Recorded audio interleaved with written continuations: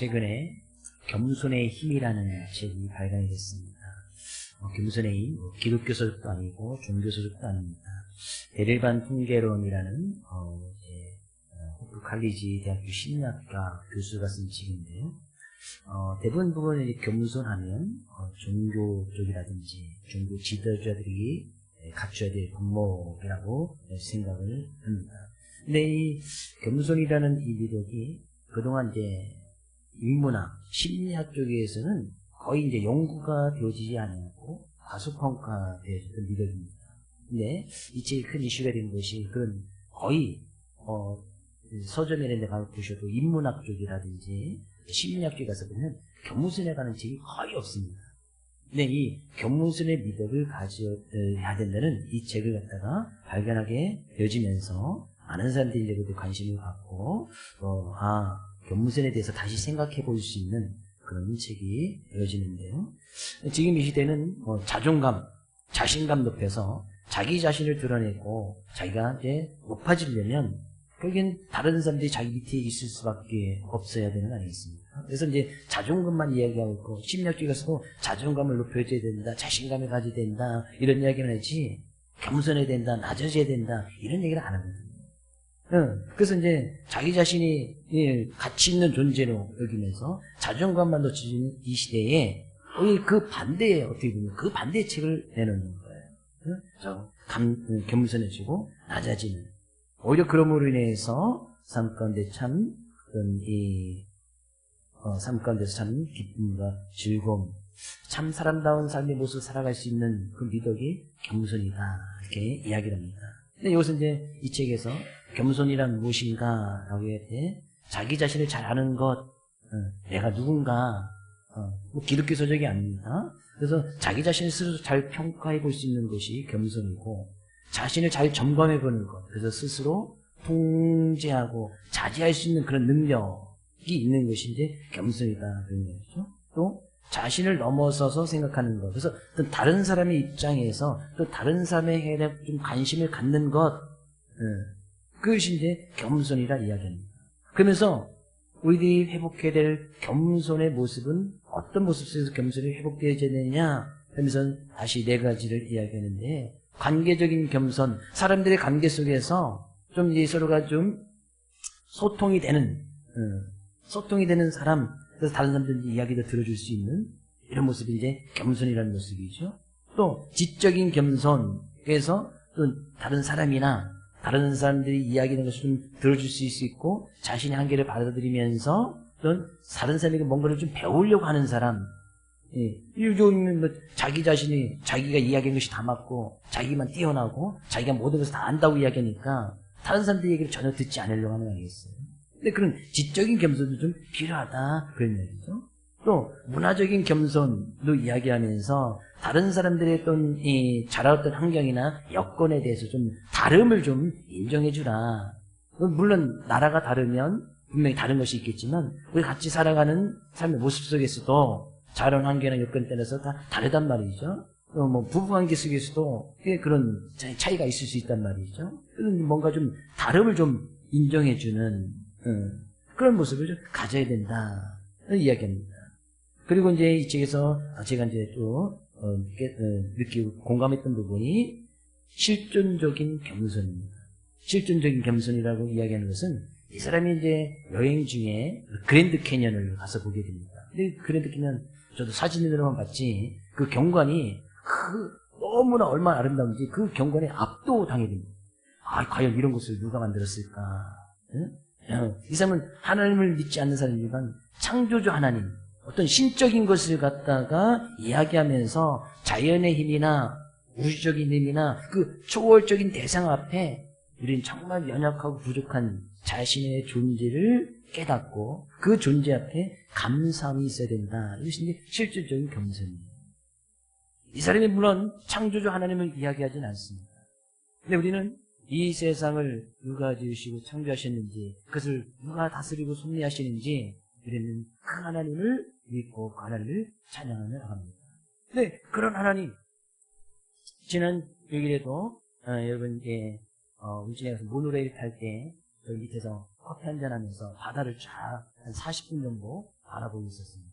근데 항상 이 바다를 갈 때마다 느끼는 거지만 과연 이 땅과 바다의 경계를 딱 정해주셔서 그 바닷물이 넘치지 아니하고 이 땅에 넘치지 아니하고 그것을 잘 붙들어주고 있는 뭔가의 어떤 힘이 있지 않겠습니까?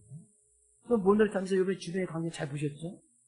아름다운 해변도 보셨을 것이고 또 분명히 그 왼편에서 또 바위들이 얼마나 이렇게 멋지게 이렇게 잘 만들어졌는지 분명히 보셨습니다.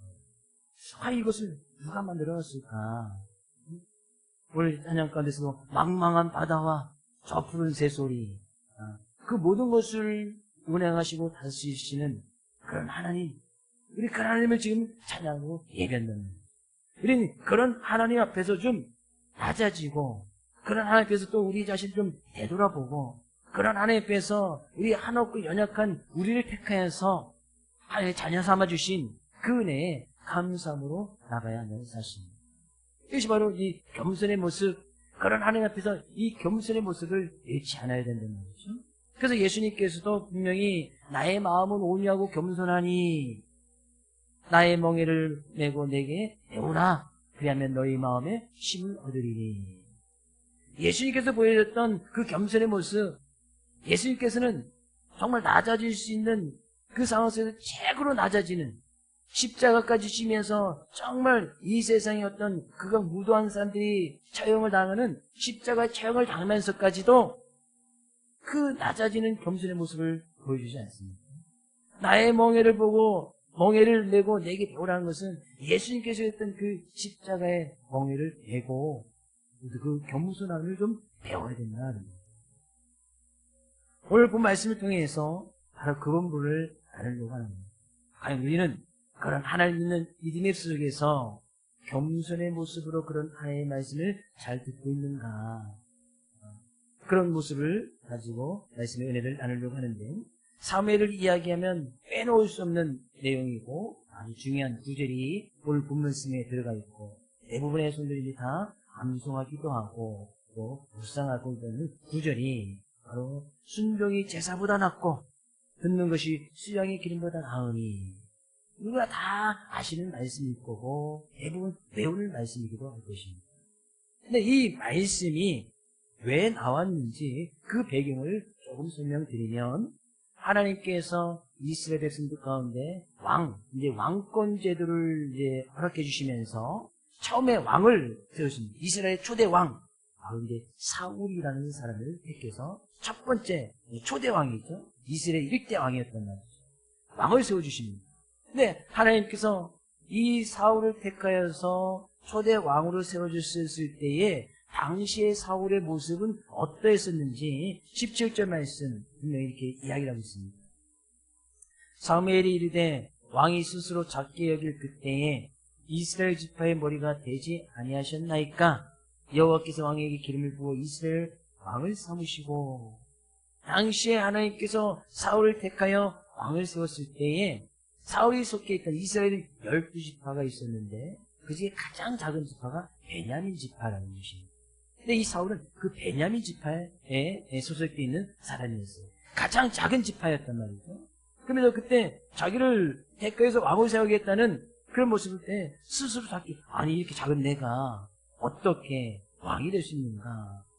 초대왕, 1대 왕이라는 것은 아주 상징적인 의미도 있고, 왕이 된다는 것은 이제는 그들이 이제 사사시대에서 이제 왕권제도 바뀌면서 제도 자체가 바뀌면서 이스라엘 어떤 역사 가운데 길이 남을 아주 중요한 인물이 바로 이제 초대 왕이었는데, 그 사람이 사울 왕이 된 거예요.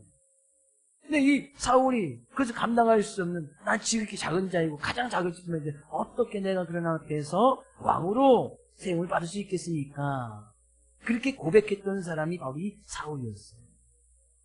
근데 그런 하나님께서 이 사울을 왕을 세워주면서 많은 전쟁 가운데서 전쟁에 승리하게 마시고, 특히 이제 이 아말렉, 오늘 이제 아말렉과의 전쟁 가운데서 전쟁하게 되어지는데, 하나님께서 이 아말렉이라는 나라와 전쟁했을 때 하나님께서 사울 왕에게 분명히 말씀해 주십니다.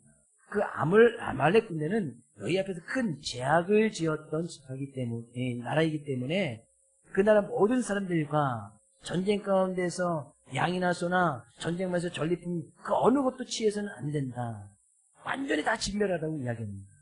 근데 왜 이 아말렉이 하나님 앞에 큰 제약을 지었던 족속이냐고 이야기하면 이것은 출애굽 가운데서 또 역사가 일어납니다. 이스라엘 민족이 출애굽을 해서 하나님께서 인도하신 가나안 땅으로 인도할 때 그 중에 걸림돌이 되었던 적이 이 아말렉 족속이에요. 아말렉 족속이 출애굽을 하지 못하도록 이제 출애굽기에서도 이 아말렉과 전쟁하는 그런 장면이 나오거든요. 근데 이 아말렉이 그렇게 늘 이스라엘 민족을 괴롭혔었다. 하나님을 향해 가나안 땅을 향해 가지 못하도록 막았던 그런 제약된 모습이 이 아말렉 가운데 여전히 남아있었던 거예요. 그 족속들이 여전히 사울이 왕이 될 때 그때까지도 아말렉 족속이 있었죠. 그 하나님께서는 그때 하나님의 백성을 백성답게 살지 못하였던 그 제약된 모습을 기억하셨다가 그들과 전쟁이 일어났을 때 그들을 완전히 다 진멸하라고 이야기합니다. 네, 문제는 이제 거기서 됐습니다. 이 전쟁 가운데서 큰 승리를 얻게 됩니다. 사울이 군사를 모집할 때에 아말렉과 군사를 모집할 때 보병이 20만, 유다 사람이 10,000명. 또 이제 유다 사람 이제 그 유다 지파 가운데서 스스로 지원해서 전쟁에 나가겠다라고 이제 지원했던 사람이 10,000명이 돼야 돼서 이제 군사가 21만 명이 됩니다. 사울의 말 한마디에 21만 명이 모이게 됩니다. 나가서 이 하나님께서 이 아말렉과 싸우자고 하는데 21만 명. 말 한마디에 그렇게 모이는 거예요. 점천 인구가 7만이 채 되지 않지 않습니까? 근데 그가 전쟁에서 나가서 우리 싸웁시다 이야기했을 때 백성들을 소집할 때에 21만 명이 자기가 말 한마디에 21만 명이 모이는 그 당시 어떤 사울의 어떤 이 높임과 사울의 명성이 그만큼 왕이 되면서부터 높임을 받게 되었던 거죠. 근데 그 전쟁 가운데서 아주 대승을 거두게 됩니다. 승리를 거두게 되어져서 그때 사울이 했던 것이 무엇이냐? 자기가 12절 가서 보니까 사무엘이 사울을 만나려고 아침에 일찍 일어났더니 어떤 사람이 사무엘에게 말을 이르되 사울이 갈멜리로 자기를 위하여 기념비를 세우고 발길을 돌려 길거로 내려갔다 앉으라.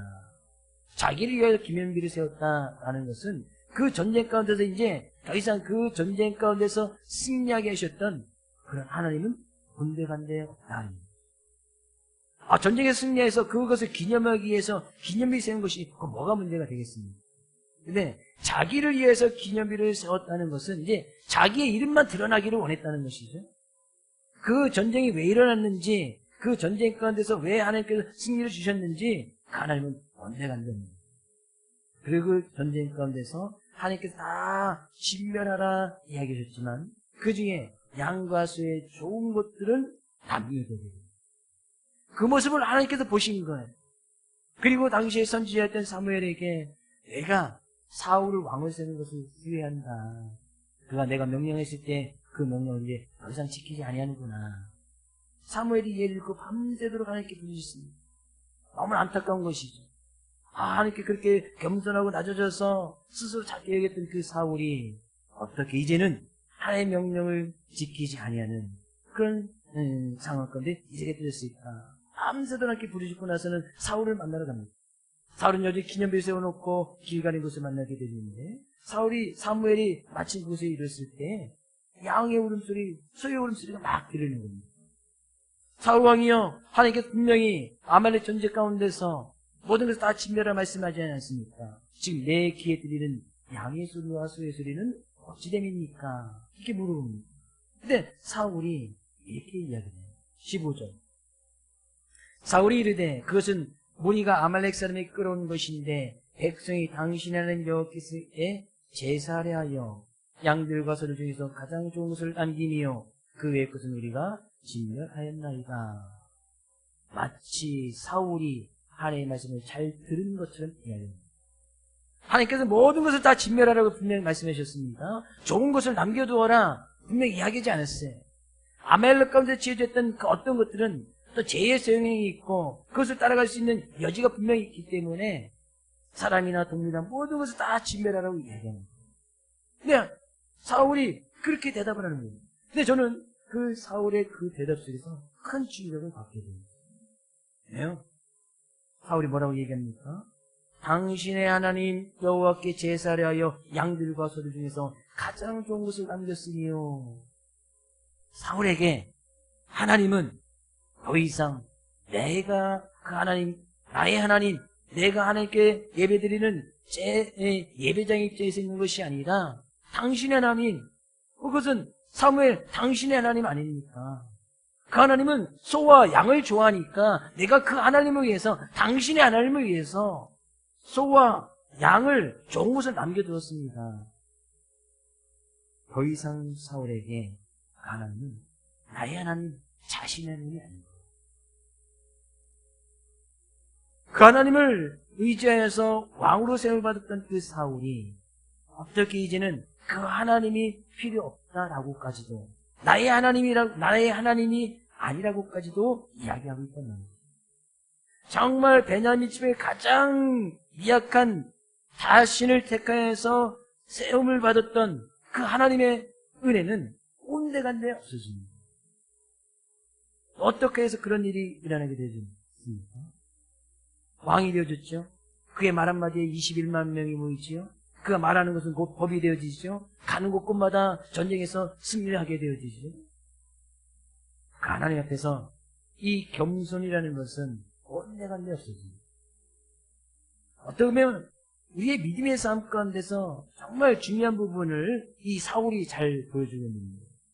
우리가 믿음을 지키고 믿음 생활 가운데서 하나님께서 부어주시는 은혜가 없이는 우리가 오늘 이 시간도 하나님을 예배할 수가 없습니다. 네, 그런 하나님의 은혜를 어느 순간 이제 점점 잃어버리게 되는 것이죠. 언제요? 나가는 곳마다 싸울 때마다 그 전쟁에서 승리하는 거예요. 내가 하는 일마다 모든 것이 다 잘 됩니다. 아무런 문제 없이 가서 승리하고 하는 것마다 하는 것마다 잘 이루어지고 성공하고, 자기가 말하는 것은 곧 법이 되어져서 자기가 말 한마디에 21만 명이 모이게 되고, 자기가 말하는 것대로 다 이루어진단 말이죠. 그럴 때에 그 전쟁에 승리하고 가서는 하나님은 언제간데 없습니다. 결국에 우리의 믿음의 삶 가운데에서 이 믿음이라는 것을 정말 하나님 앞에서 잘 점검해야 될 시기가 언제인가. 우리의 삶 가운데서 모든 일이 잘 될 때, 순조롭게 모든 것이 성공적으로 이루어질 때, 무슨 일인지 우리의 삶 가운데 순탄하게 모든 것이 잘 이루어져 나갈 때는 정말 우리가 우리의 자신 한번 잘 되돌아 볼 때다 그런 거죠. 과연 내가 하나님의 은혜 없이 이 모습 그대로 내가 이 모든 것을 이뤘는가? 하나님의 은혜를 다 잃어버리고 그 하나님을 전혀 생각하지 않았던 그 증거가 뭐예요? 사울이 자기를 위하여 기념비를 세웠다. 자기의 이름만 드러나기를 원했다는 것이죠. 자기의 명성만 드러나기를 원했다는 거예요. 지금 최고의 힘과 권력을 가졌지만 더 큰 힘과 권력을 갖기를 원했다는 거예요. 그래서 주변의 나라들과 전쟁하면서 막 사울의 명성이 막 하늘을 찌르듯이 올라가고 있지 않습니까? 그런 모습들이 바벨탑 사건에서도 잘 나타나는 거 아니겠어요? 사울의 마음속에 이 바벨이라는 것이 있는 거예요. 자기가 계속 한없이 높아지려고 하다 보니까 높은 곳에 올라가니 하나님이 바로 자기의 발 밑에 있는 그런 하늘을 열었구나. 그래서 사무엘에게 이야기할 때 당신의 하나님, 그 하나님께 제사하려고 양들과 소를 이렇게 내가 가장 좋은 것을 남겨두지 않았습니까? 그때 사무엘이 이야기하는 거예요. 사무엘 우리가 잘 아는 말씀 이야기하는 거 아니겠습니까? 22절. 사무엘이 이르되 여호와께서 번제와 다른 제사를 그의 목소리를 청종하는 것을 좋아하심같이 좋아하시겠나이까? 순종이 제사보다 낫고 듣는 것이 수량의 기름보다 나으니. 사무엘이 사울에게 했던 이야기입니다. 과연 하나님께서 번제와 제사를 그의 목소리를 청종하는 것보다 더 좋아하시겠나이까? 그랬던 것은 하나님께서는 번제와 다른 제사, 곧 하나님께 드리는 예배를 이야기하지요. 그 예배보다도 하나님의 말씀에 청종하는 것을 갖다 더 좋아한다. 그런 얘기예요. 분명히 성경은 하나님께서 제사를, 예배를 어떻게 드려야 되는지 하나님께서 친히 제정해서 만들어주셨습니다. 제사의 종류와 또 뭐 하나님께 예배드리는 것을 갖다 하나님께 분명히 말씀해 주셔서 제사를 하나님께 직접 하나님께서 제정해 주시고 그 방법대로 제사를 드리라고 분명히 율법의 말씀 때문에 얘기해 주셨어요. 근데 사람들이 지나가면서 이제 세월이 지나가면서 하나님 앞에 번제를 드리고 예배를 드리는 모습이 단순히 하나님 앞에 나와서 소와 양만 드리는, 하나님은 소와 양을 좋아하니까 단순히 하나님께 드리는 것만 신경 썼지 그런 하나님께서 말씀하시는 그 말씀을 들으려고는 전혀 생각하지 않아요. 왜 하나님께서 제사를 드리라고 했는지, 왜 하나님께서 예배를 드리라고 했는지 그 하나님의 참뜻을 깨닫지 못하고 단순히 하나님 앞에 나와서 드리기만 하면, 소와 양만 드리기만 하면, 헌금만 드리기만 하면, 주일날 우리의 시간만 드리기만 하면 된다고 그들이 생각했던 날. 하나님께 제사를 드리고 예배를 드려도 나의 하나님, 나에게 은혜를 베푸신 그런 하나님께 예배를 드리는 것이 아니라 어느 누군가의 하나님, 당신의 하나님, 옆에 있는 성도의 하나님께만 예배를 드리는 것이지 나의 하나님께는 전혀 예배를 드리지 않고 있다. 저는 오늘 이 시간 예배 드리는 우리 예배가 진정으로 살아계시고 역사하고 계신 나의 하나님, 나에게 한없는 은혜를 베푸신 나의 하나님께 예배를 드리는 우리 모든 예배자가 될 수 있기를 주의 이름으로 축복드립니다. 저도 그 하나님 앞에 있는 단 한 명의 예배자의 한 명입니다. 진정으로 우리는 그런 하나님의 은혜를 잊지 아니하고 그런 하나님 앞에 예배를 드리고 있는가. 성경에서 말하는 이 교만이라는 것은 하나님이 없어도 된다. 하나님의 은혜 없이도 살아갈 수 있다 생각하는 것이 바로 교만입니다. 더 이상 그 하나님을 예배할 때에 나의 하나님께 예배드리는 것이 아니라 당신의 하나님께 예배드리는 것, 이것이 성경 가운데서 이야기하는 교만이다. 우리의 믿음의 모습은 어떻습니까? 우리가 그런 하나님을 예배하고 찬양하고 나갈 때 과연 나는 그런 하나님 앞에 철저히 낮아지고 겸손한 모습으로 그 하나님을 찬양하고 예배하고 있는가? 그런 하나님을 진정으로 나의 하나님으로 인정하고 있는가? 나는 그냥 하나님 앞에 나서 예배를 드릴 때에 단순히 당신의 하나님, 어떤 구경꾼의 하나님으로 그런 하나님의 예배 가운데 참여하고 있지는 않은가? 잘 생각해보고 들어가 있다고 합니다. 그래서 23절 이야기합니다. 이는 거역하는 것은 점치는 죄와 같고 완고한 것은 자신 우상에게 절하는 죄와 같으니라. 거역하는 것은 하나님께서 말씀하셨는데 그 말씀을 거역한단 말이죠. 그 말씀을 따르지 않는 것은 단순히 점치는 죄와 같다. 그냥 하나님의 말씀을 이용해서 주술적인 행위에 쓰는 거와 같다 그러는. 하나님의 말씀을 나의 삶 가운데 복 받느냐 복 받지 않느냐, 하나님의 말씀을 단순히 심판받느냐 저주받느냐, 아니면 나의 삶 가운데 단순한 사람들이 생각하는 피상적인 그 복만 받는 그런 말씀을 활용한단 말이죠. 그냥 점치는 것과 같이. 어떤 완고하다는 것은 하나님의 말씀을 이야기할 때 전혀 들으려고 하지 않은 마음이 완고한 것이거든요. 전혀 하나님의 말씀을 듣지 않으려고 한단 말이에요. 마음이 딱 굳어졌다 그러니, 자기의 의로 가득 찼다 그러니, 자기 이름만 드러내기 위해서 기념비만 세우려고 하는 그런 모습으로 딱 가득 차 있으니까 하나님께서 말씀하실 때 전혀 그 말씀이 들리지 않는 것이 바로 완고한 모습입니다. 그래서 사울이 전쟁에 승리했음에도 불구하고 하나님은 온데간데 없는 거예요. 하나님의 영광은 온데간데 없습니다. 오직 자신의 이름, 자기의 명성만 더 높아지려고 하는 그런 모습만 남아있었다는 거예요. 그런 사울의 기회 가운데 하나님께서 말씀해 주셔도 말씀을 들으려고 하지 않는 거예요. 우리가요, 우리의 삶 가운데서 내 자신만, 물론 우리가 자신감 갖고 자존감 높아지는 것 중요하지만 그것도 하나님 안에서, 하나님 말씀 안에 있을 때에 그것이 자존감 높아지고 하나님부터 인정받는 것이지, 하나님 없이 자기 이름을 딱 드러내가면 더 이상 하나님의 말씀이 들려지지 않습니다. 저는 오늘 이 말씀이 하나님의 말씀을 잘 들려줄 수 있기를 주의 이름으로 축복을 드립니다. 우리 옆에 계신 성도님에게 하나님께서 성도님의 예배를 받으시기를 축복합니다. 이야기해 주세요.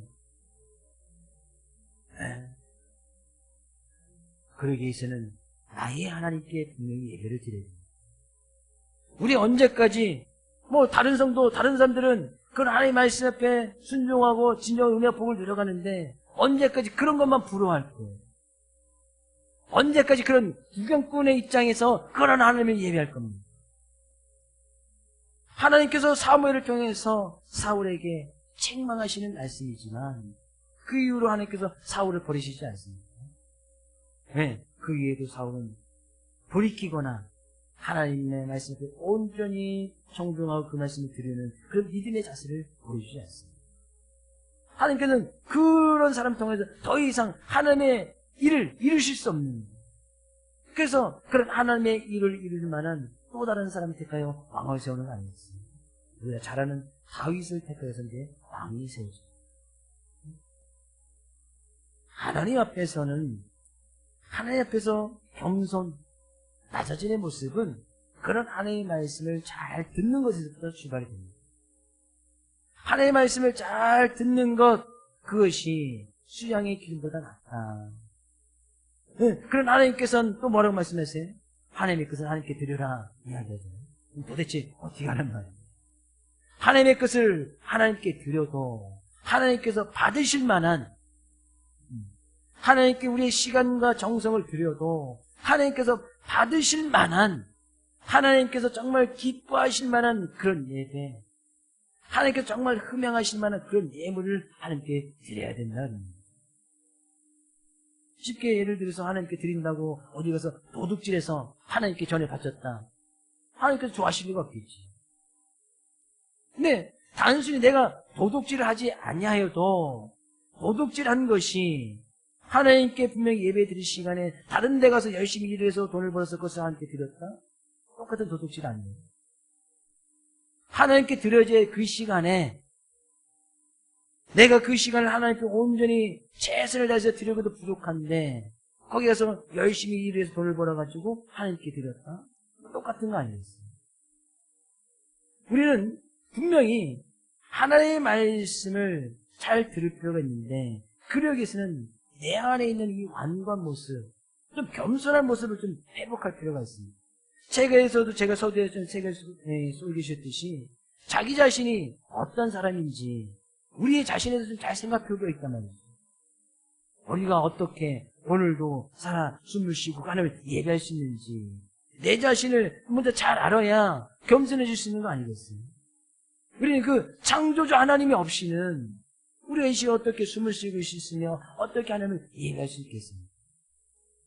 내 자신이 어떤 존재인지 좀 잘 알아야 이것을 잃어버리는 순간 그랬는지 교만이라는 것이 싹 트게 되어지고 그것이 싹 올라오게 되지면 마음이 딱 완고해져서 더 이상 하나님의 말씀을 단순히 점치는 것과 같다는 것은 자기 귀에 좋게 들리는 것만 듣고 자기 귀에 거스르는 것은 하나님의 말씀을 듣지 않는다 그러는 거예요. 거름망이 귀에 잘 갖춰져 있어가지고 자기의 듣기 좋은 소리만 듣고 듣기 싫은 소리는 전혀 듣지 않는 거예요. 사울이 지금 그런 모습 아니겠어요? 그것은 하나님의 말씀을 거역하는 것과 마찬가지고 우상에게 절하는 것과 같다라고 이야기합니다.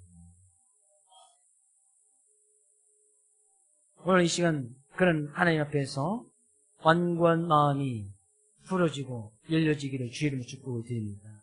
그런 하나님이 나의 하나님이 되어져서 그런 하나님 앞에 우리가 나와서 예배를 드리고 시간을 드릴 때 하나님께서 정말 기뻐하시고 하나님께서 좋으실 만한 그런 하나님 앞에 영광 돌려드릴 수 있는 우리 사랑하는 성도 모든 성도의 예배가 되어지기 원하고 이번 한 주간도 그런 하나님 말씀 앞에 참 순종을 보이고 그런 하나님 말 잘 지켜 나감으로 인해서 하나님께서 예배해 주시고 함께 하시는 놀라운 은혜와 복을 마음껏 누려나가는 귀한 한 주간 될 수 있기를 주의 이름으로 축복을 드립니다.